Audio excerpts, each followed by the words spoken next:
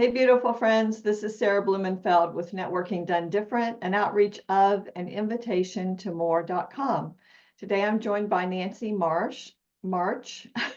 I'll get it right in a minute. And her business is Jai Yoga, Jai.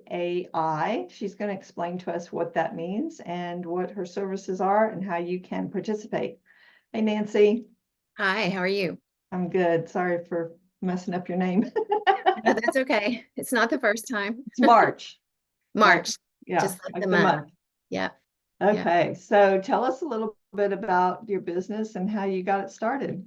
Yoga Houston is a yoga therapy clinic, and I am a certified yoga therapist, which is a somewhat new profession in general Mhm. terms. And I have actually been studying yoga for almost 30 years and teaching for 25.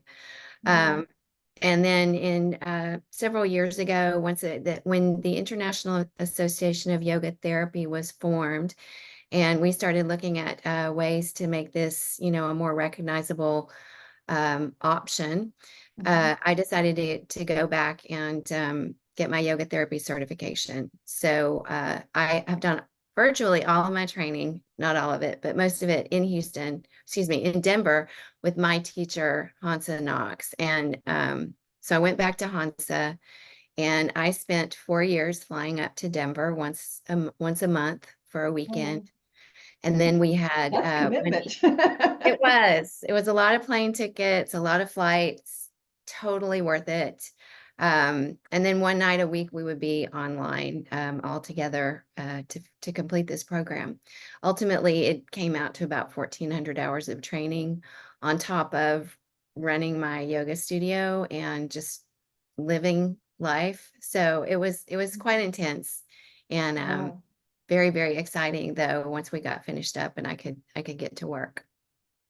How is yoga therapy different from what people usually think about as yoga? Yeah, it's always a very good question. Typically, if you go into a yoga class in a gym and in some studios or in a community center, those classes are typically more of exercise focused class. So it's a lot focused on the postures, there might be some breathing, there might be a little bit of centering meditation or something like that, but it's Right. basically focused on that. And the other piece of it is that the class is designed for the average person who attends. So there might be 15 people in the class, and we're teaching to include everyone in the class. Okay. When you're working with a yoga therapist, whether it's individually or in a small focused group, everything that goes on with the yoga therapy is specific to the person in front of us. So I have a bunch of different, clients that have come to me from different places and for different reasons. And so each one of their protocols will look different from the next person's. And it's all focused on what they need, what they want, what their goals are. Most of the sessions are just one-on-one individual sessions? Right now, the last 3 years have mostly been one-on-ones. I'm just introducing two classes for one's yoga for cancer survivors, which is for anyone post-diagnosis, whether it's, right after diagnosis or they're going through treatment or they're coming out on the other side wanting to, sort of restore their health, get Mm. back to living post-cancer. And the other one is yoga for the third stage of life, which is those of us in our 50s, 60s, 70s, and beyond who may have some challenges when it comes to our physical work, but still want to be involved and active and moving and supporting our health in the best possible way. Mhm. Yeah. Another thing Go about this. to, oh, sorry, go ahead.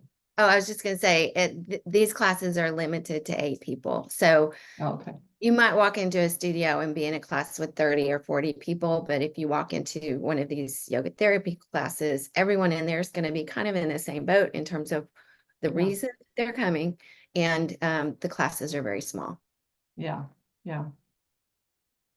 Yeah, I was going to ask about like location. Do you go to people's homes or is it online or do you have a studio? I have a clinic over in West Houston on Dairy Ashford and Briar Forest, Okay. and it's more of an office, and I have purposefully a small space for the classes because I want to keep that small, intimate sense of Right. feeling of, being a safe and secure environment. Mm-hmm. Mm-hmm. Yeah, I imagine that people sometimes in the larger classes, they kind of can get lost in the shuffle, right? The instructor can't really focus on everybody and if they're like totally lost, they're embarrassed because they don't know what's going on. And so when you have that smaller, intimate thing, they can relax more and feel confident that they're going to be able to understand what's going on. Right. And, a lot of times you can have a very good yoga teacher in a big class like that. And people are often hesitant to ask for help in an environment like that. Right, right. And another piece of that is that, we learn through our lives how to move in certain ways. And we don't always move in the ways that are most safe for our body. And when Mm, we go to a yoga class and we don't have that additional oversight and someone who can kind of, watch very intently how we're moving, sometimes mm, we just continue to move in that way until, we aggravate something and then we've got an injury or pain. right. So that's one of the things that, if someone comes to me for pain, um, I'll spend a lot of time, just looking at the way they move, looking at how they walk. Gait analysis is a part of what I do. Mm, And just really getting an idea of how they move throughout the day, how they sleep.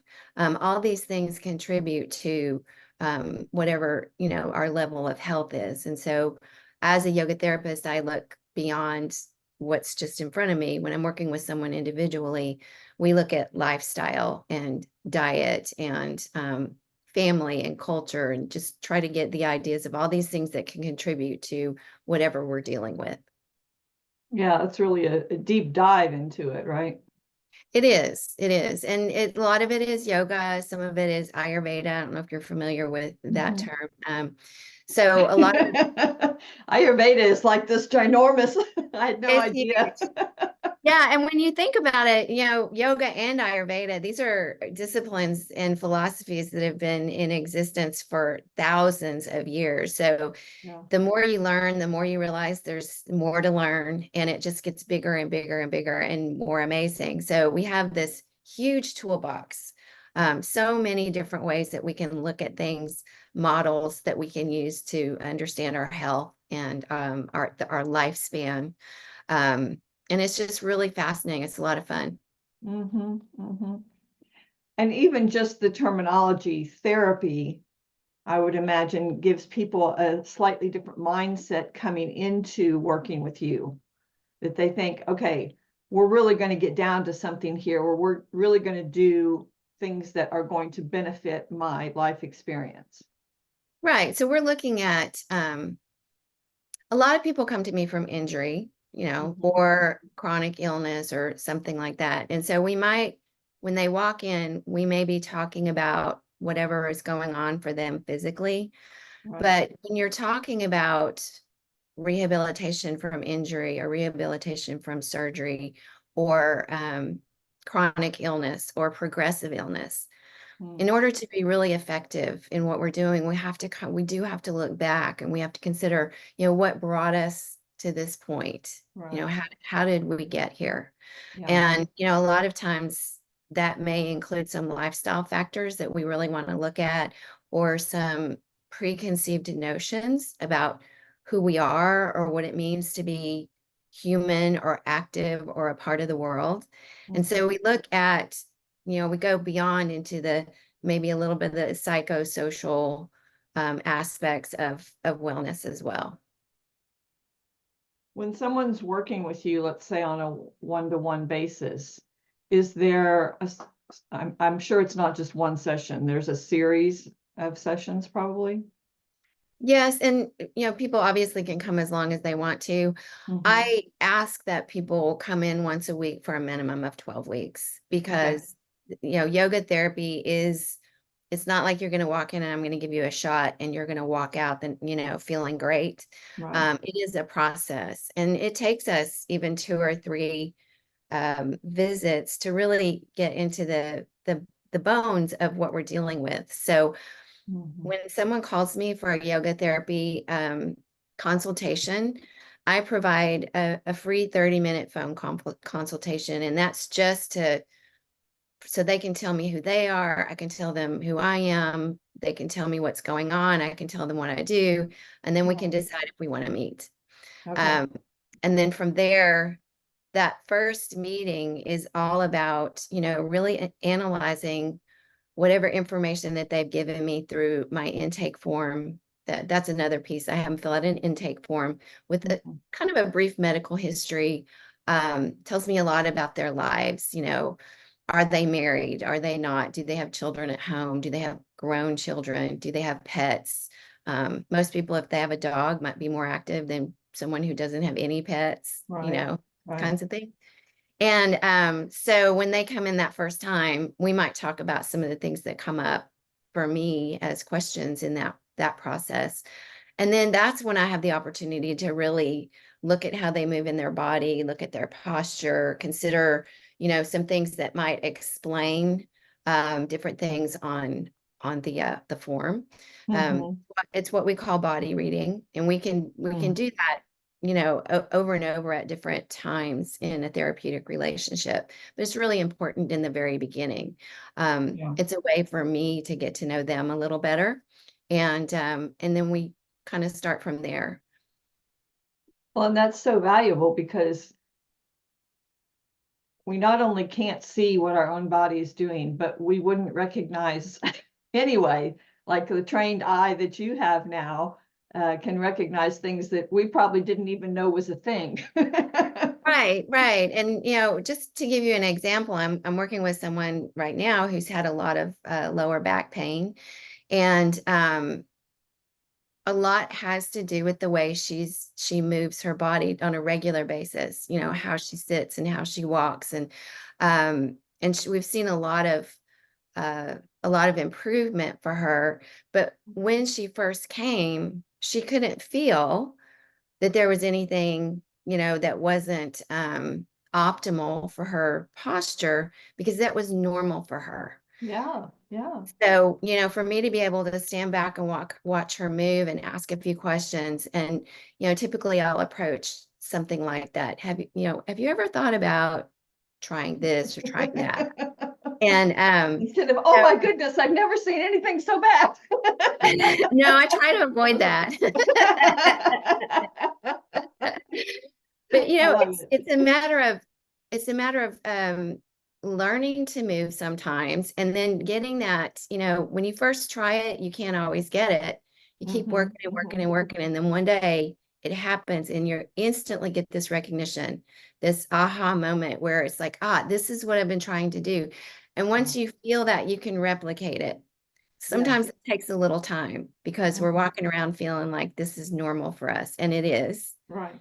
It just may not be the most healthy for us. And I think we forget that that became our normal over a period of time, right? Gradually. And so to think somebody could come to you and expect you in, a couple sessions to undo what has taken Yeah, years, right, to get in place. Uh, right. And most of my clients, it's just sort of evolved this way, and I'm perfectly happy with it. Most of my clients are in their 50s, 60s, and 70s. So you're talking about 2/3 of their lifetime yeah. potentially that they have had to build up habits that we might need to break down and take a look at.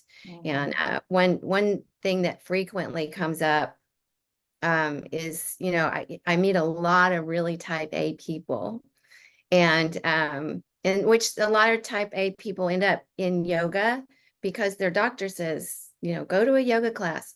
But a Mhm. lot of doctors don't know what type of yoga might be best for that person. So if Right. someone came in to me who had, this really driven personality and was having lifestyle related illness because of that, Mhm. I wouldn't I wouldn't recommend they go to a hot yoga class. Right, right. That might be the class they were most attracted to because that appeals to a type A personality. Yeah. So my recommendation was, you need to go to a more reflective, gentle class to, Mhm. sort of relax yourself a little bit. So those are the You're things like, but I can't, my body will not relax. I can't feel.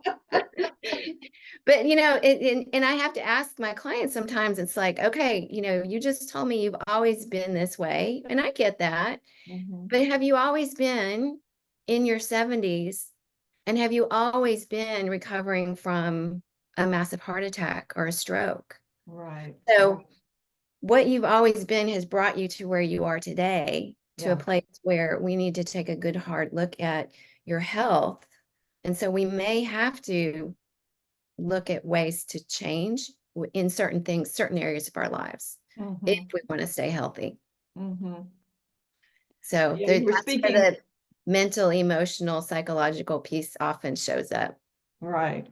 You were mentioning about that aha moment when you are doing something and it finally clicks in what the right posture, for instance, is. And I think people don't have any idea that they could feel better, right? It's like, well, I've always felt this way. This is how I think you feel, right? A person feels. Right.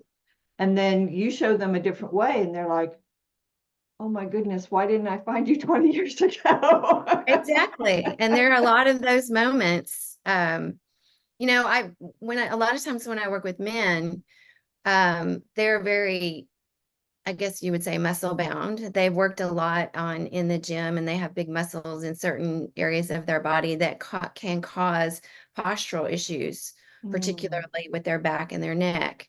And so, sort of like backing off on that and changing the idea that the only way to be healthy is to be big and strong, yeah.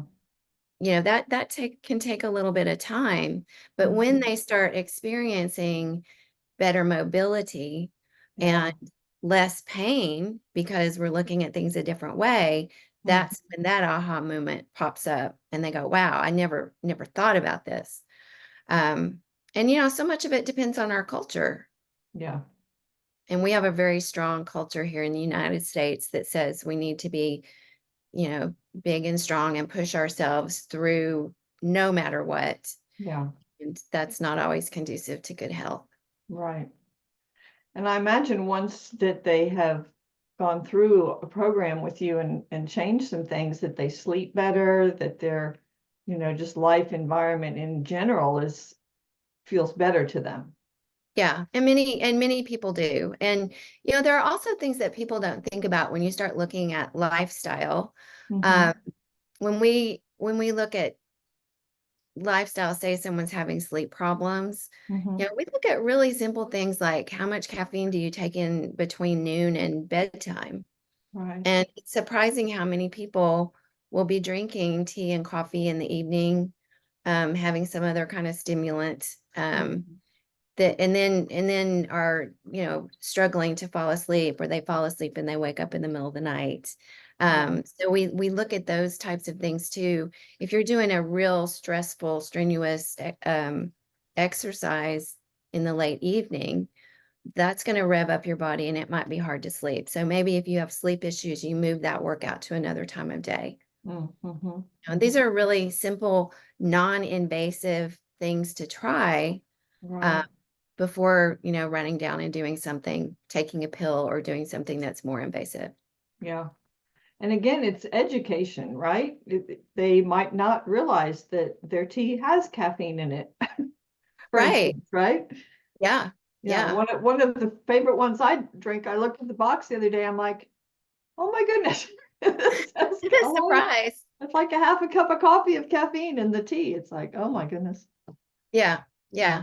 And a lot of it is just not knowing to Yeah. look, you Yeah. know. Right. Right.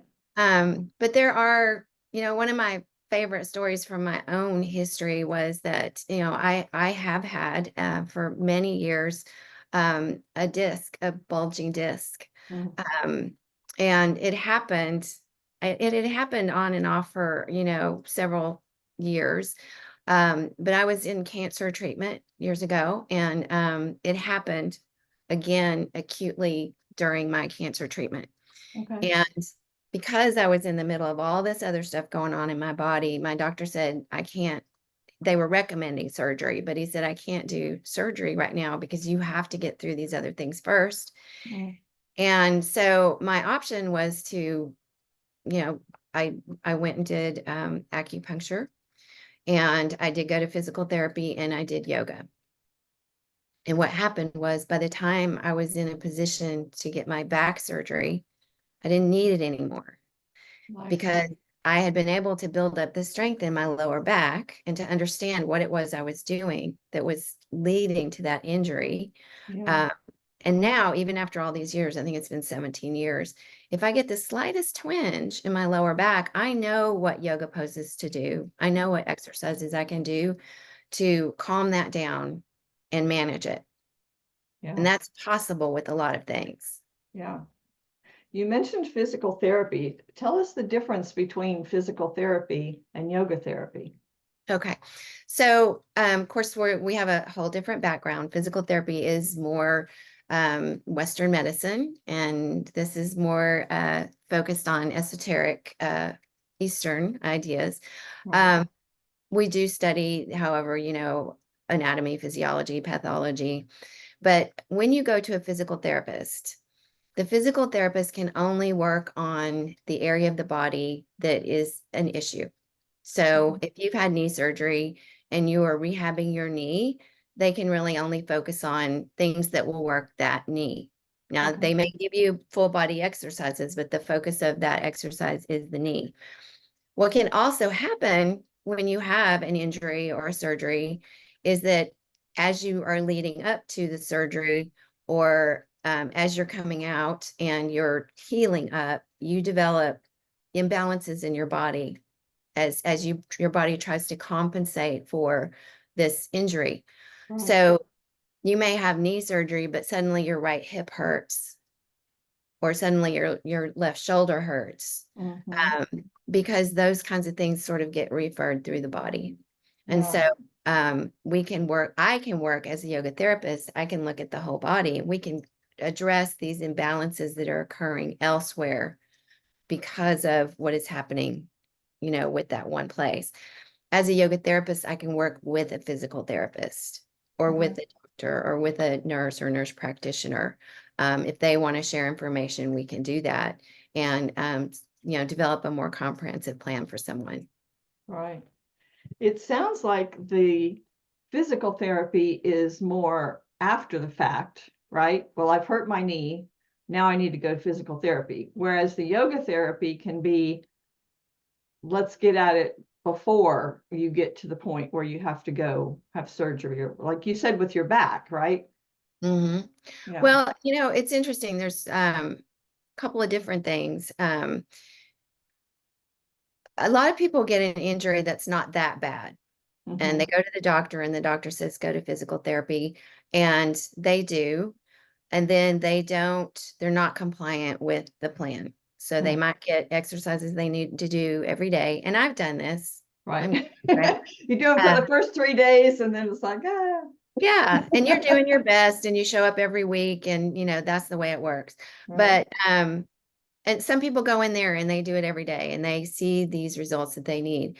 But Mhm. other people have a hard time with that for a variety of reasons. And part of that, from my position, is that we're not working on the other things, Yeah. the motivation, the desire to get better. We're not working on that psychosocial emotional piece that Mm. says, it really is in my best interest today and for the long term to Right. stick with this and get this healed up. Um, which is not to say that, physical therapy can't be valuable or isn't valuable. It absolutely is. And I've used it many times, but Mhm. it helps people to address these other pieces. And then, the other piece of that, of course, is, if you do have someone who is preparing for a surgery, like a knee surgery or something like knee replacement, Right. I do like to work with someone before their surgery, like leading up to the surgery, so we can prepare their body, but also so we can prepare their mind, Yeah. you Yeah. know, going into that. That's important. People It don't really, realize how important that is. yeah, yeah. Because some people have a ton of anxiety. We can work on anxiety. We can work with meditation. We can work with breathing practices to help them with that anxiety. We can help them with, mental exercises of, just kind of putting this event into context, you Yeah. know, how it's going to affect me now, how it's going to affect me over the long term. Um, and keeping them in the present moment so that they can move through the process of a surgery or, some kind of treatment, um, in a way that keeps them present and not, pulling bad things from the past or projecting bad things into the future, but just staying present and aware and experiencing the moment. Mm-hmm. Mm-hmm. There's so much, there's so much we can do. Yeah. Well, and that kind of thing, the outcome will most likely be better because they're in that space instead of, as you said, all tense and anxious and expecting horrible things and so on. Yeah. It's funny how our brain, of course, it's wired to do this, but our brain always goes to the worst possible scenario in Right, these right. situations. Yeah, Because we're trained to look, or we're wired to look for the negative consequence. And so, yeah. going back in and using, mantra, um, to, really focus on a positive outcome, really focus on drawing health in. Um, these sound like minor practices, but they Mm, can really make a difference to someone who is experiencing fear or yeah, anxiety about having to go through something like that. yeah. Yeah, because the body tenses up, right? And Oh, the more relaxed the body can be, the easier the whole process is going to be. well, and when you're in pain, if your Mhm. body tenses up, you'll be in more pain. Right, right. So, which is why, we hear all the time, when you're in pain, you breathe through it, try to breathe through it. Mm, Because when we exhale, our body goes into the parasympathetic nervous system. So when we exhale, that tells our body to relax. And if mm, we do breathing techniques that focus on that longer extended breath on the exhalation, our mhm, body will go into a deeper state of relaxation. mhm. So there are different breathing techniques for different times and for different situations. Yeah, yeah. Tell us what Jai stands for. Well, Jai is a Sanskrit term and it means victory. Mm, And it's a very common greeting and ending when people separate. Basically means, victory in all aspects, your yeah, spiritual, emotional, physical life. So I think it's just a beautiful um, signifier for, having good health and feeling good and vibrant and enjoying life. Is just being mhm. victorious and enjoying your life. I love that. I love that. I do It's too. it's it's beautiful and empowering at the same time. Yeah, yeah, and it just makes me smile, Yes, especially yes. it's not like, it's not like we're walking outside or listening to the news and hearing all this uplifting stuff. And so just to have the idea that, I can go out and do my thing and be victorious in my own terms Yeah, every day. To me, that's very inspiring. for sure. Yeah. How do people get in touch with you? They can find me on Facebook and Instagram, my personal page and Jai Yoga Houston. And then they can give me a call at 713-397-8877 and just leave me a message and I'll be back in touch with them. Okay. Yeah. So you're servicing basically all of Houston, as long as somebody's willing to drive over to the west side. Right. I do have a limited number of slots for to be in someone else's home or facility. Because Houston's so big, I do limit that. Sure. So right now those sessions are booked up, but there is, potential there depending on what's going on. Um, but yeah, mostly western part. I guess technically it's in West Chase. Okay. Okay. Yeah. Anything else you'd like to share with our friends as we wrap up? Um, just a quick anecdote. I started in yoga like many people because of an injury. And I had a knee injury. I was a distance runner.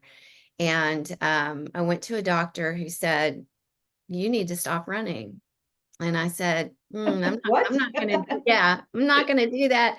So I went home and I realized, I need to find a doctor who is a runner, because he's going to understand that that's not the solution for me. So I Yeah. found another doctor. He was great.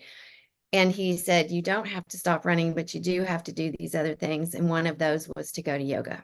Mm. And so I went to a yoga class and was very, very lucky to find a teacher who was very well schooled in anatomy and physiology and alignment. And that's what got me into yoga. And once I took that one class, I could not get enough of it. I took yoga forever. And then I got my teaching certification. And then in 2006, I was diagnosed with breast cancer.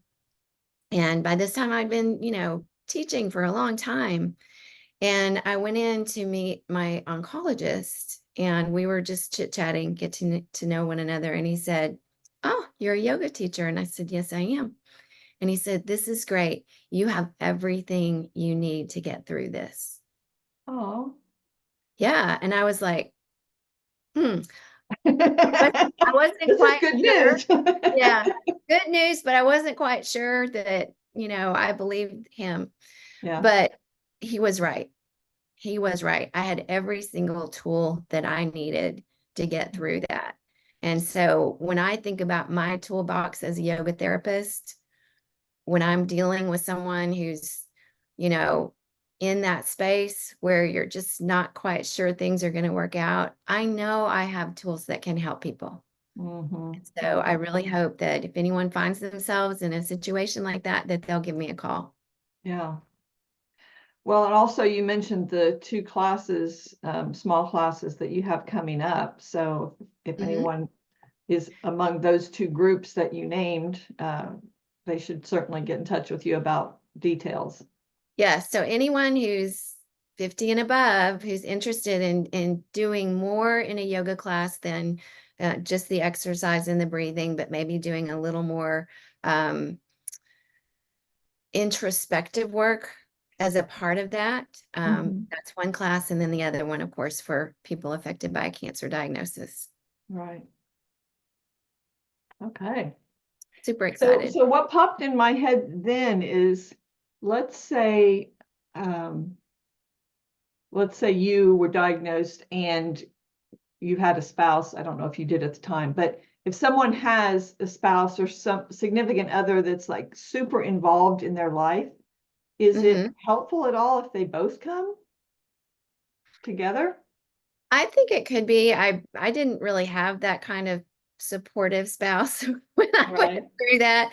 But I think it could be. And so if there was someone who really wanted to do that, I think there would probably be space to make that happen. Yeah.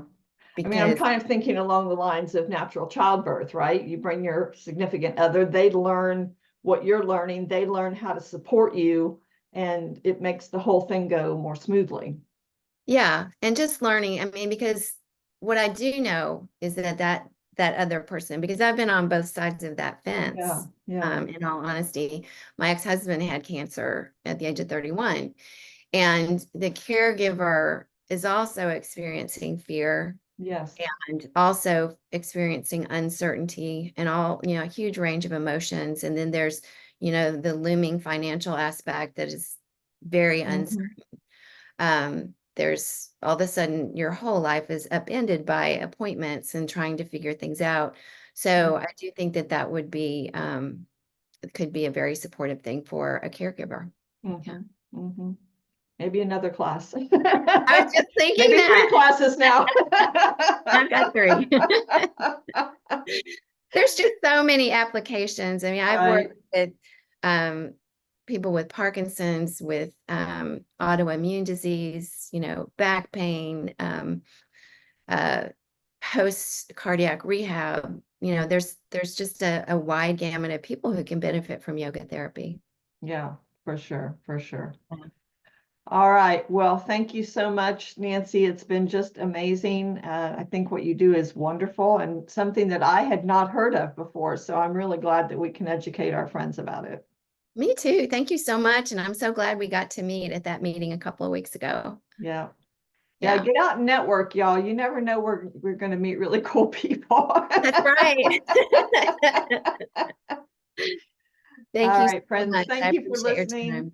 Yes, we always appreciate you taking the time. If you would like to be interviewed, please email me at networkingdonedifferent@gmail.com. Bye for now. Bye-bye.